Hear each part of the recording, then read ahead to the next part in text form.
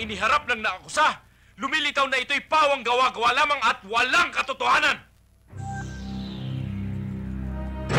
Malinaw na nagpapagamit ang naakusa sa mga taong kumukup sa kanya para sa sarili nilang interes. Yun ba'y naiintindihan ninyo?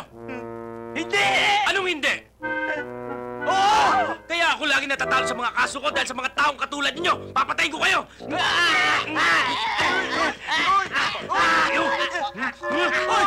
Orderin ako! Orderin ako!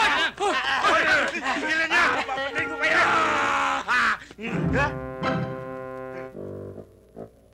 Nakatakas na naman ako.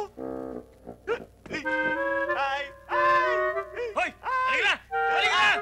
Takas ka ba? Maraming salamat, Doc. Pinagbigyan niyo ako. Huwag kang mag-alala tungkol doon. Handa akong tumulong sa'yo. Richard, sandali.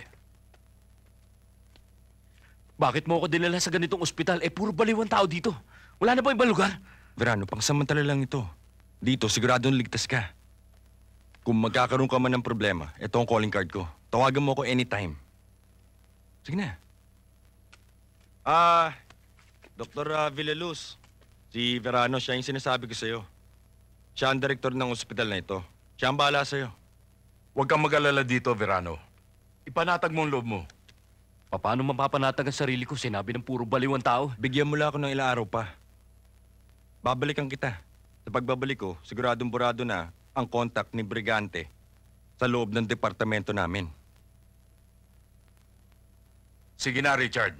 Iwan mo na dito si Verano. Sinisiguro ko sa'yo, walang magiging problema. Sige, Doc. Salamat. Sige. Halika na. Papakilala kita kay Dr. Austria. Dito, kailangang susunod ka sa lahat ng mga patakaran namin para walang masamang mangyari sa'yo. Sa tingin ko naman ay hindi masyadong malala ang sakit mo, kaya wala kami magiging problema sa'yo.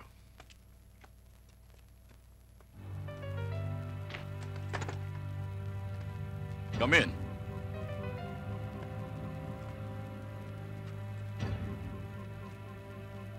Dok, teka sandali. Ano ibig sabihin nito?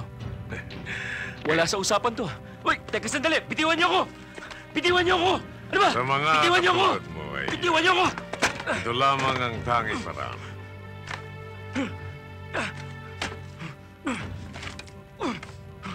Gusto naming muling Anong gagawin niyo sa akin? mabalik kayo sa syudad. Ha?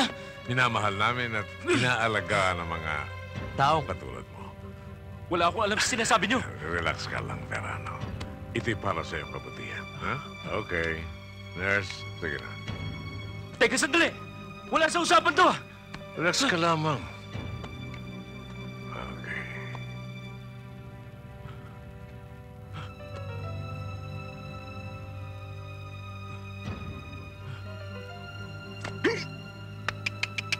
Patay itong batang ito.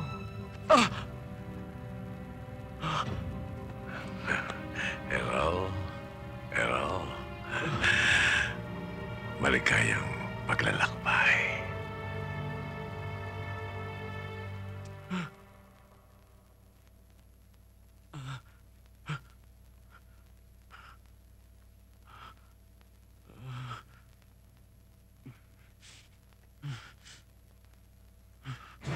Magpinsan tayo, Verano! Pinsan, Verano! Huwag! Pinsan mo!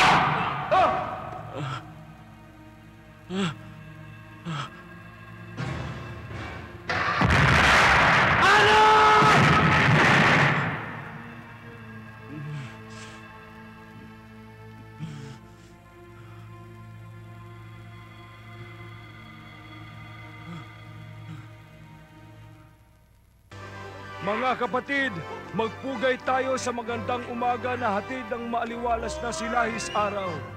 Sa sandaling ito, nadarama natin na ang Lord ay nakatunghay sa atin. Praise the Lord! Hallelujah! Praise the Lord! Iaalay natin ang lahat ng sandali sa ating buhay sa Kanya. Mga kapatid, dahil sa sinasaad ng banal na kasulatan sa pahina 173, versikulo 2, kapitulo 38, na siya ang nagdaan ang kasalukuyan at ang bukas. Walang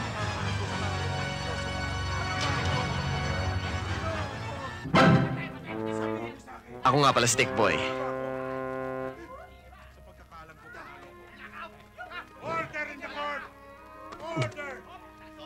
Yan ang salita ng Diyos! Makinig kayo sa akin, mga kapatid! Malapit Mukhang nang globe ka pa sa gamot na dumating ang itinulso yun. paghukom. Inyo nang pagsisihan ng inyong Pinagdaanan ko rin yan eh. kasalanan, pagkat malapit nang dumating ang Diyos. Kagabi pa kita pinagmamasdan eh. Tayo'y huhusgahan Alam kong ng ating may misteryong bumabalot sa iyong pagkatao. Sa impyerno. Kaya't atin ang pagsisihan ng ating Pero sa tingin ko okay ka naman eh. mali. Mukhang makakasundo mo. Sa atin, Ha? upang tayo'y mapatawad rin ng ating Pero isa lang paalala ko sa'yo. Tayo'y humingi ng tawad Mag-iingat sa ka kay Kanya, Dr. Austria. Tayong lahat. Liza, kumusta na yung mga gamot na in-order natin? Parating na ho, doktora. Madedelay lang ng konti. Mabuti naman. Nakakaawa naman yung mga pasyente. Kailangan na nila ng mga gamot. Okay, doktora. Sige. Si Dr. Austria, siyang naghari-harian dito. Kapag nakursundahan ka niya, pinarurusahan ka niya, paano? Kukuryentehin ka niya. Wala siyang patawad. Alam mo, inalis niyang lahat ang karapatan namin. Lahat. Pati pagdalaw. Pinagbawal niya. Wala siyang kaluluwa. Eh, anong ginagawa ni Dr. Villaluz? Wala siyang alam sa nangyayari dito. Kontrolado ni Dr. Austria ang ospital na ito. Halos lahat ng empleyado dito ay hawak niya. Lalo-lalo na yung mga bulldog, yung mga kasul. Yung iba naman, natatakot. Kaya hindi kumikibo. Maliban na lang kay Dr. Reyes. Sino siya? Siya ang umiintindi sa amin. Siya lang ang Tick boy, Doktora. ano na naman yan? Ay, hindi, Doktora. Tinutulungan ko lang kasi naninibago siya eh. Kilala kita, Tick boy. Baka lang makalusot. Makinig kayo lahat!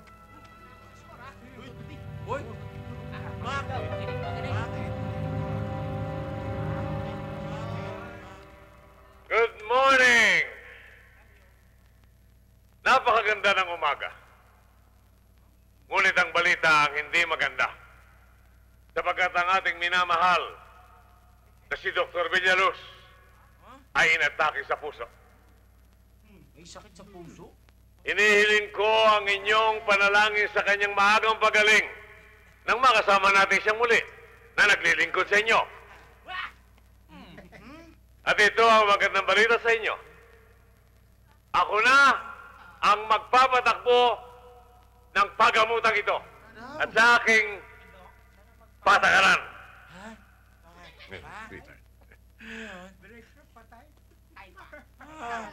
Goodbye.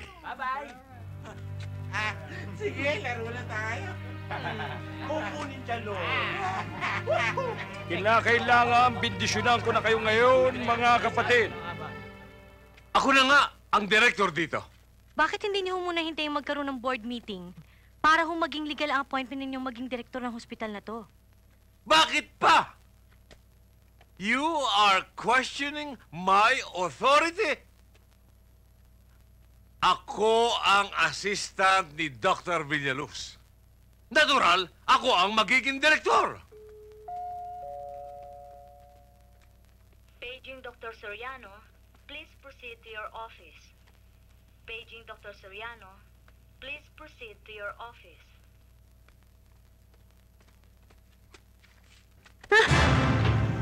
Doktora, kailangan ko tulong niyo. Sa nangyari kay Dr. Villaluz, baka pati ako madamay. Ano bang pinagsasabi mo?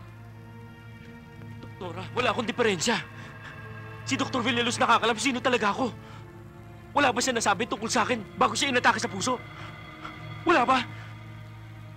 Wala. Alam mo, mabuti pa siguro kung magpahinga ka na. Bumalik ka na sa kwarto niyo. Doktora, hindi mo ako naiintindihan eh. Kailangan tumawag ako sa telepono. Kailangan makontak ko si Richard. Si Richard, siya yung nagdala sa akin dito. Siya yung lagad ng batas. Siya yung nakakalam ng lahat. Doktora, maniwala kayo sa akin. Totoo yung sinasabi ko. Maniwala ka.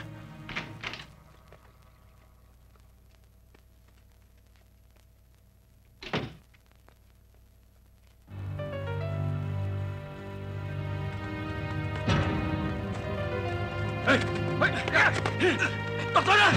Doktora! May pinag-usapan tayo! Doktora! Doktora! Teka sandali! May pinag-usapan tayo! Doktora! May ka! Katawin niyo ako! Doktora!